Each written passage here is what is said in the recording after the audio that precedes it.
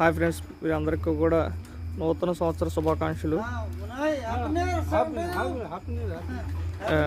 ఇక్కడ మన షాపు మన నల్లగరవారిపాలెం, అలాగే కండవెల్లి దగ్గర రవలి దగ్గర ఉన్న షాపు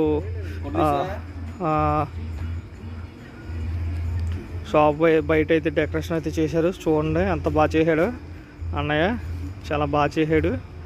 మీకు కూడా నచ్చినట్లయితే లైక్ చేయండి, అలాగే షేర్ చేయండి. చాలా కష్టపడి నైట్ అంతా కూడా చాలా కష్టపడి ఈ డెకరేషన్ అయితే చేశాడు.